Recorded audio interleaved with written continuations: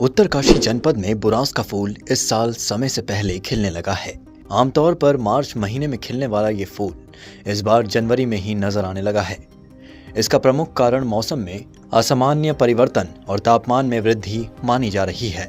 पर्यावरणविदों के अनुसार बर्फबारी और बारिश की कमी के कारण जलवायु चक्र प्रभावित हुआ है, जिससे बुरांस का पुष्पन चक्र भी बदल रहा है।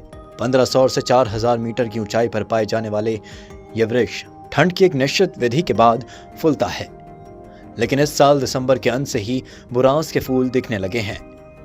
पर्यावरणविद सुरेश जी का कहना है कि जलवायु परिवर्तन के कारण तापमान बढ़ रहा है, जिससे बुरांस की पुष्पावस्था प्रभावित हो रही है। आमतौर पर फरवरी के अंत और मार्च में जब तापमान 15 डिग्री के करीब पहुंचता है तो बुरांस खिलता है, लेकिन इस बार गर्मी बढ़ने से यह फूल असामान्य रूप से जल्द खिल गया है।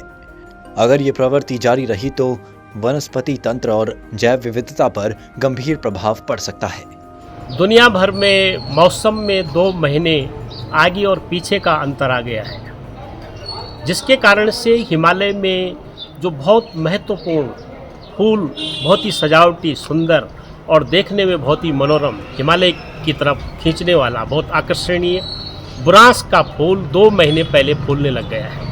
आमतौर पर बुरांस का फूल जो है जब शिवरात्रि आती है तो उसके बाद ही फूलता है। उसी दौरान जो है वो छोटे छोटे फूल के रूप में जन्म लेता है, और अब स्थिति ऐसी हो गई है कि वो तो दिसंबर से ही फूलना शुरू हो गया है। ये बहुत चिंता की बात है, क्योंकि ये हम सब लोगों को ये समझना पड़ेगा ऐसे दौर में कि ठियोली का फूल भी जो है इसी तरह से पहले 2 महीने पहले ही फूल रहा है, और भी तरह तरह की घटनाएं हमारे भी सामने आ रही है जलवायु परिवर्तन के रूप में, जिसको हम देख रहे हैं।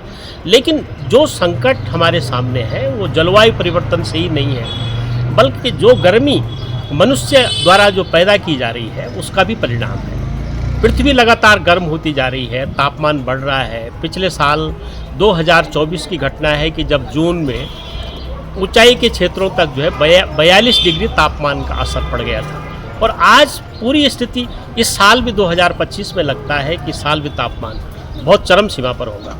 और इसका सबसे अधिक प्रभाव जो है पेड़ पौधों पर तो पड़ेगा ही। पेड़ पौधे सूख भी सकते हैं, बर्फ़ तो अब हिमालय क्षेत्र में नहीं है, लेकिन जो पानी है वो बड़ी तेज़ी से सूख जाएगा। जल स्रोत जो कुछ हमारे सामने दिखाई दे रहे हैं उनका बचना जो है बहुत मुश्किल है। नदियों का पानी निरंतर कम होता जाएगा, और उससे क्या है कि पीने की पानी की समस्या पैदा होगी। और पीने के पानी पर 2-3 तरह के संकट है। एक तो प्रदूषण का सबसे बड़ा संकट है, दूसरा जो है और भी कई सारे जलवायु संकट है जिसको सारी दुनिया के सामने प्रस्तुत किया जा रहा है। उसके बाद भी हम लोग सचेत नहीं हो पा रहे हैं, क्योंकि पानी पर यदि संकट खड़ा होता है, पेड़ पौधों पर संकट खड़ा होता है, ज़मीन के अंदर का पानी यदि सूख जाता है और उसकी वापसी के लिए हम कुछ नहीं कर पाते, तो फिर तो जलवायु परिवर्तन का सामना करने के लिए हमको जो अनुकूलित योजनाओं को जो संचालित करना चाहिए उसके प्रति तो हमारी गैर जिम्मेदारी ही सामने आएगी। तो आने वाले दिनों में इस पर काम करने की आवश्यकता है, ताकि जलवायु स्वस्थ और मस्त रहे।